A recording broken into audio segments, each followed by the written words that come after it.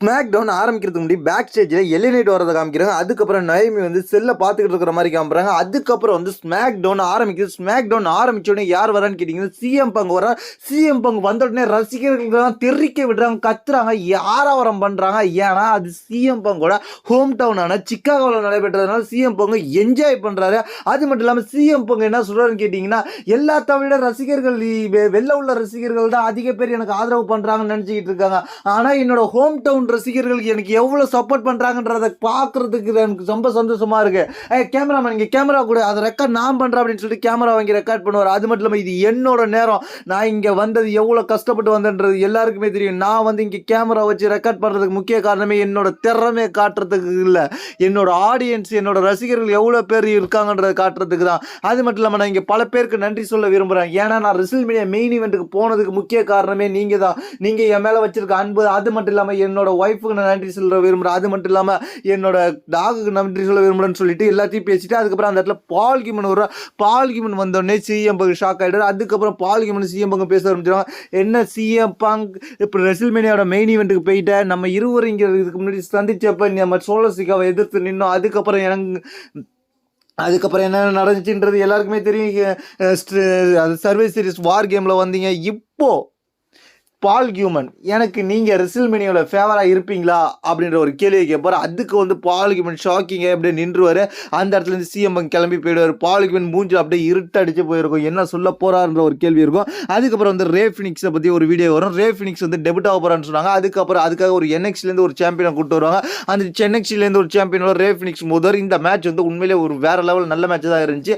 இந்த மேட்ச்சில் ரே ஃபினிக்ஸ் சரி அந்த என்எக்ஸ் ரெஸ்லர்ஸ் நல்லாவே பர்ஃபார்மன்ஸ் பண்ணாங்க. கடைசியில் இந்த மேட்சை பொறுத்த வரைக்கும் யார் வின் பண்ணுன்றது எல்லாருக்கும் தெரிஞ்ச மாதிரி தான் ரே ஃபினிக்ஸ் தான் இந்த மேட்ச்ல வின் பண்ணார். ரே ஃபினிக்ஸ் எப்படி வந்து பென்டா வின் பண்ணாரோ அதே போல வின் பண்ணிட்டு ஒரு ஸ்பீச் கொடுத்தாரு. ரே ஃபினிக்ஸ் வந்து மசில் பஸ்டர் போட்டாரு, அதுக்கப்புறம் தான் வின் பண்ணாரு.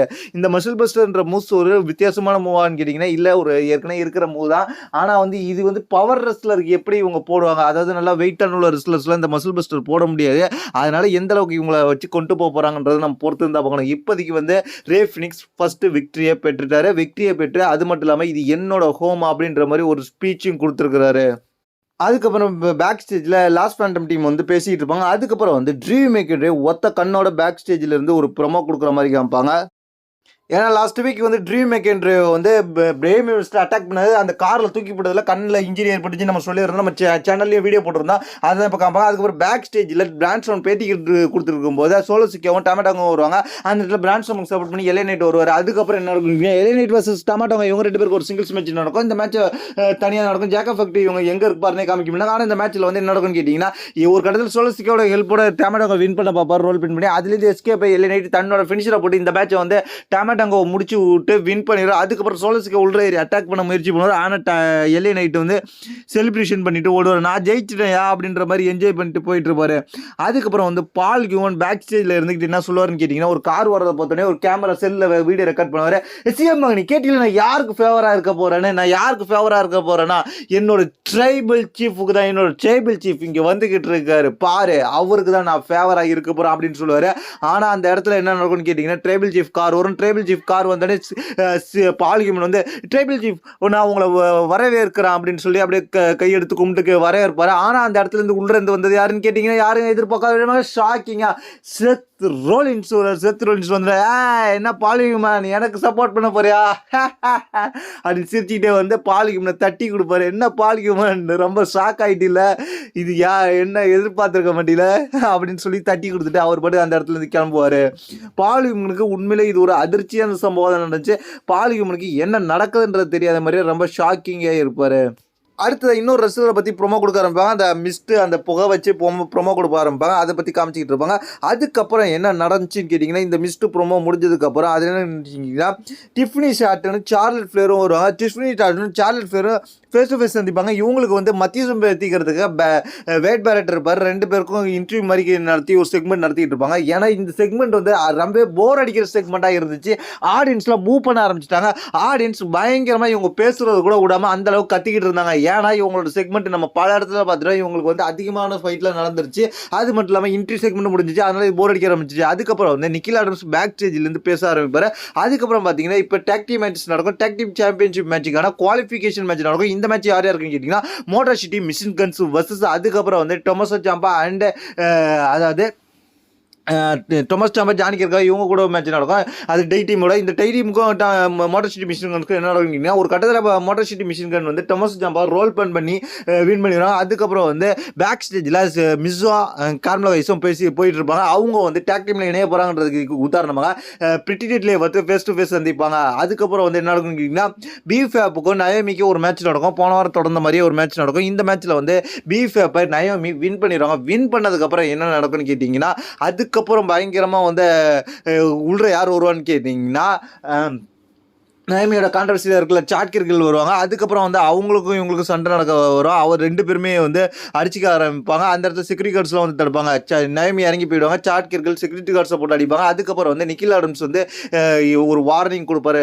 இவங்களுக்கான ரெஸ்ல்மேனியா மேட்சஸை கன்ஃபார்ம் பண்ண போகிற மாதிரி இந்த இடத்துல காமிப்பாங்க. நயமியை பஞ்சாயத்தை முடிச்சுட்டு ரிங்குள்ளே வந்த நிக்கில் ஆடம்ஸ் பேச ஆரம்பிக்கிறார். பேச ஆரம்பிச்சு கெவின் ஓவன்ஸ் இன்ட்ரடியூஸ் பண்ணுறார். கெவின் ஓவன்ஸ் இன்ட்ரடியூஸ் பண்ணி கெவின் ஓவன்ஸ் உள்ள வந்தோடனே பேச ஆரம்பிக்கிறார். என்ன சொல்கிறாருன்னு கேட்டிங்கன்னா 25 வருஷமாக நான் ரெஸ்லிங் பண்ணிக்கிட்டு இருக்கேன். இந்த ரெஸ்லிங்கில் எல்லாத்தையுமே நான் கொடுத்துட்டேன். என்னால் என்ன பண்ண முடியுமோ அத்தனையும் நான் பண்ணிட்டேன். ஆனால் வந்து நான் இதுக்கு மேலே பண்ணுறதுக்கு ஒன்றுமே கிடையாது. அது மட்டும் இல்லாமல் இப்பொழுது எனக்கு வந்து கழுத்தில் ஒரு பயங்கரமான இன்ஜுரி ஏற்பட்டிருக்கு. அதுக்கு வந்து டாக்டர்ஸ் ஆப்ரேஷன் பண்ணணும்னு சொல்லியிருக்காங்க.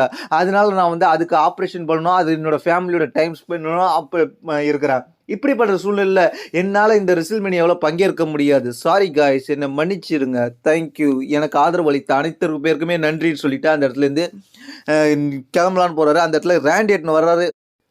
ரேண்டி ஆர்டன் வர பார்த்தோன்னே கெவின் ஓவன்ஸ் வெளில போயிட்டாரு. 2 பேரும் அடிச்சுப்பாங்கன்னு பார்த்தா ஆனால் அடிச்சிக்கல. ரேண்டி ஆர்டன் உள்ள போகிறார் ரிங்குள்ள. கெவின் ஓவன்ஸ் வெளில போகிறாரு. வெளில போனோடனே நிக்கில் ஆடம்ஸ் பார்க்குறாரு ரேண்டி ஆர்டன். கெவின் ஓவன்ஸ் பாட்டுக்கு போயிட்டே இருக்கிறாரு.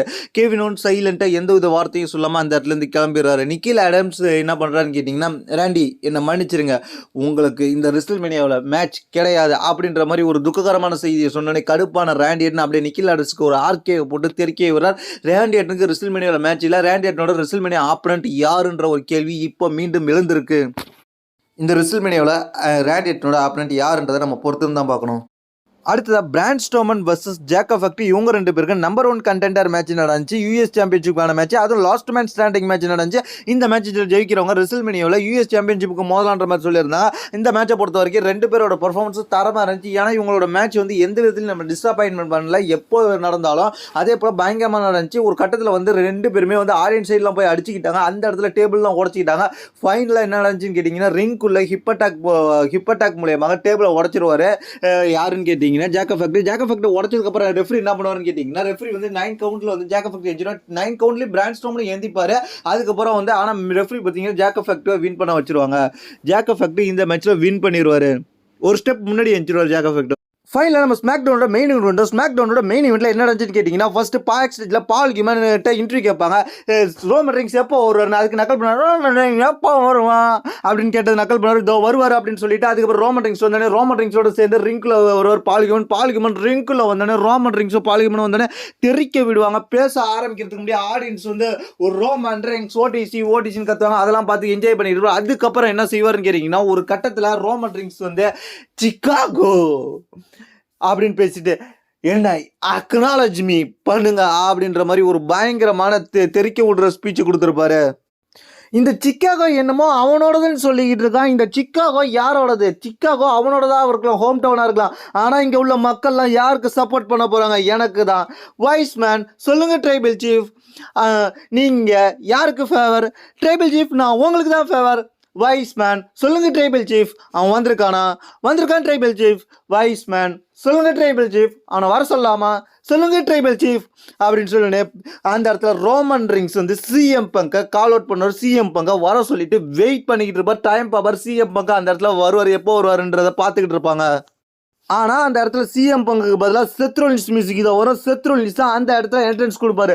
செத்ரோலின்ஸ் என்ட்ரன்ஸ் கொடுக்கும்போது ஆடியன்ஸ் தான் செத்ரோலின்ஸ் பாட்டை பாடி தெறிக்க விடுவாங்க. அதுக்கப்புறம் செத்ரோலின்ஸ் வந்ததுக்கப்புறம் என்ன நடக்கும்னு கேட்டிங்கன்னா, செத்ரோலின்ஸ் வந்ததுக்கப்புறம் உள்ள வந்து பேச ஆரம்பிப்பார். நம்ம வைஸ்மேன் உனக்கு தான் ஃபேவராக பண்ண போகிறோம் அப்படி இப்படி நீ பேசிக்கிட்டு இருக்க, வைஸ்மேனை பார்த்தியா இல்லையா, எனக்கு கொஞ்ச நேரத்துக்கு முன்னாடி ஃபேவர் பண்ணுற சொல்லிட்டு இருந்தான் அப்படின்னு சொல்லி வெறுப்பேற்றிக்கிட்டு இருப்பார். வைஸ்மேன் சொல்கிற பால்கிமனோட மூஞ்சி அப்படியே டல் ஆகிடும். அதுக்கப்புறம் சிஎம் பங்கு வருவார். சிஎம் பங்கு வந்தோடனே இவங்களோட ஃபியூடு பயங்கரமாக ஆக ஆரம்பிச்சிடும். அது என்னன்னு கேட்டிங்கன்னா, சிஎம் பங்கு வந்தோடனே பேச ஆரம்பிச்சோன்னே இந்த வைஸ்மேன் நீ சொல்லிக்கிட்டு இருக்கீல, இது உனக்கு வேணா வைஸ்மேன், ஆனால் என்னோட பெஸ்ட் ஃப்ரெண்ட் இந்த ரெசில்மேனியாவில் ஏன் தான் சப்போர்ட் பண்ண போறாரு அப்படின்ற மாதிரி சொல்லுவார். உடனே அதை பார்த்துட்டு ரோமன் ரிங்ஸ் ஷாக் ஆகிட்டு வைஸ்மேன் ஆனால் பால்கிமனை பார்த்து, சொல்லுங்க வைஸ்மேன், அவனுக்கு நான் சப்போர்ட் பண்ண மாட்டேன்னு சொல்லுங்க, நீங்க எனக்கு தான் ஃபேவராக இருப்பீங்கன்னு சொல்லுங்கன்னு கேட்டுக்கிட்டு இருப்பாரு. அந்த இடத்துல வைஸ்மேன் சொல்ற பால்கிமன் கண் கலங்கிக்கிட்டு இருக்கும். எந்த பதிலும் சொல்ல முடியாம இருந்துகிட்டு இருப்பாரு. என்ன வைஸ்மேன் சொல்ல மாட்டீங்க அப்படின்ற மாதிரி பார்ப்பாரு. எதுக்கு நீங்க அழுவுறீங்க அப்படின்ற மாதிரிலாம் கேட்பாரு. அது மட்டும் இல்லாமல் நீங்க இப்போ சொல்லுங்க, சாரி ரோமன் ரிங், என்னால் முடியாது என்று சொல்ல முடியாது அப்படின்ற மாதிரி ஒரு ஸ்பீச் கொடுப்பாரு கண்ணை கலங்கிக்கிட்டு. அதுக்கப்புறம் சரி அழாதீங்க வைஸ்மேன் சொல்லிக்கிட்டு ரோமன் ரிங்ஸ் அப்படியே தள்ளிக்கிட்டு போய் ஒரு துணி எடுத்து துடைக்க போவார் வைஸ்மேனோட கண்ணை. ஆனால் வந்து அதுக்கு சிஎம் பங்கு பின்னாடியே இருந்து அட்டாக் பண்ண ஆரம்பிச்சிடுவார். சிஎம் பங்கு பின்னாடியே இருந்து அட்டாக் பண்ணி வைஸ்மேன் வெளில ஓடிடுவார். வெளில ஓடினு சிஎம் பங்கு அட்டாக் பண்ணி படுக்க வச்சிருவார் ரோமன் ரிங்ஸை. எப்படின்னு கேட்டிங்கன்னா, அடிச்சுக்கிட்டு அதுக்கப்புறம் தன்னோட ஜிடிஎஸ் மூவை தூக்கி போட்டு படுக்க வச்சிடும். அதுக்கப்புறம் வந்து யாரை பார்ப்பாருன்னு கேட்டிங்கன்னா, செத்ரோலின்ஸை முறைச்சி பார்ப்பாரு. ஆனால் செத்ரோலின்ஸை வந்து, நான் உன்னை இங்கே பார்க்க போகிற ரெசில்மேனியாவில் என்னடா காமெடி பண்ணிக்கிட்டு இருக்கீங்க அப்படின்ற மாதிரி பார்த்துட்டு செத்ரோலின்ஸ் கிளம்பிடுவார். அதுக்கப்புறம் சிஎம் பங்கு செலிப்ரேஷன் பண்ண ஆரம்பிச்சிருவாரு. இதுதான் இந்த ஸ்மாக் டவுன்ல நடந்துச்சு.